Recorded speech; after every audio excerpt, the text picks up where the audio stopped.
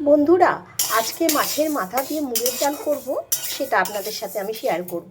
তার জন্য মুগের ডালটা আমি ভালো করে লাল লাল করে ভেজে নিচ্ছি। ডালটা আমার ভাজা হয়ে গেছে। মাছের মাথা দিয়ে ডাল করতে গেলে ডালটা এরকম সুন্দর করে লাল লাল করে ভেজে নিতে হয়। এমনি মুগের ডাল যেভাবেই রান্না করুন না কেন, কাঁচা মুগের ডাল রান্না করা একরকম, আর ভেজে রান্না করলে ভালো করে, না ভেজে রান্না করলে ভালো লাগে না। আমার ডালটা ভাজা হয়ে গেছে, এইরকম দেখুন। এবার আমি ধুয়ে নেবো ভালো করে। ডালটা আমি সিদ্ধ বসিয়ে দিলাম, সুন্দর করে ধুয়ে এবার সিদ্ধ বসিয়ে দিলাম। আস্তে আস্তে সিদ্ধ হোক। এখন মুগের ডালটা আমার সিদ্ধ হয়ে গেছে। এবার মাছের মাথাটা ভেজে তারপর আমি ডালটা রান্না শুরু করব। মাছের মাথাটা ভাজা হয়ে গেছে, এবার আমি তুলে নেব মাছের মাথাটা। দেখছেন তো কীভাবে ভেজেছি আমি, একদম লাল লাল করে ভেজে নিয়েছি যাতে আঁশটে গন্ধ না হয়। বন্ধুরা, মাছের মাথা দিয়ে ডাল করার জন্য তেলটা আমি গরম বসিয়ে দিয়েছি। ফোড়নের জন্যে জিরে, তেজপাতা, লঙ্কা আর পেঁয়াজটা ভেজে দেব। আর এখানে আছে রসুন গ্রেট করা, আর আদা গ্রেট করা, হলুদ আছে, আর ধনে জিরের গুঁড়ো আছে। এগুলো আমার লাগবে সব এই রান্নাটা, মাছের মাথা দিয়ে ডাল রান্নাটায়। ফোড়নটা আমি দিয়ে দিলাম, ভালো করে ভেজে নেব। ফোড়নটা আমার লাল লাল করে সুন্দর করে ভাজা হয়ে গেছে, ফোড়নের গন্ধও বেরিয়ে গেছে। এবার আমি কাঁচা কুচিয়ে রাখা পেঁয়াজটা দিয়ে দেবো। পেঁয়াজটা দিয়ে আমি এটাকে সুন্দর করে ভেজে নেব। পেঁয়াজটা আমার ভাজা হয়ে গেছে। এবার আমার মশলাগুলো আমি দিয়ে দেবো।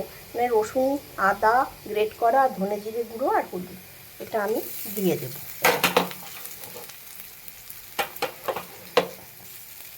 ভালো করে এটাকে কষিয়ে নিতে হবে। বন্ধুরা, মশলাটা আমার কষানো হয়ে গেছে, দেখেই বুঝছেন তেল ছেড়ে গেছে। এবার আমি ডালটা দিয়ে দেব কড়াইয়ের মধ্যে। এইবার এর সাথে আমি একটু গরম জল অ্যাড করব। ইলেকট্রিক কেটলিতে আমি গরম জল করে নিয়েছি। এটা একটু গাঢ় গাঢ় হবে, আর ডালগুলো একটু গোটা গোটা থাকবে, তবেই ভালো লাগবে। এই দিলাম জল। এই মাছের মাথাগুলো এবার আমি এর সাথে দিয়ে দেবো, ডালের মধ্যে আমি দিয়ে দেবো।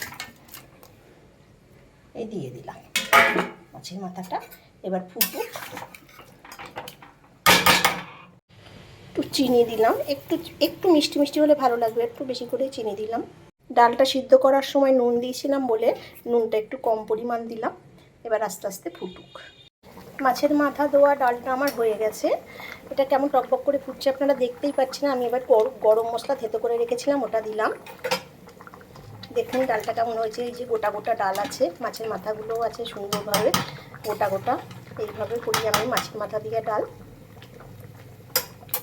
মাছের মাথা দেওয়া ডালটা আমার হয়ে গেছে, এরকম দেখতে হয়েছে। এটা ঘন ঘনই হয়েছে আর বেশ গোটা গোটা আছে। আপনারা কেমন করে করেন আমাকে জানাবেন।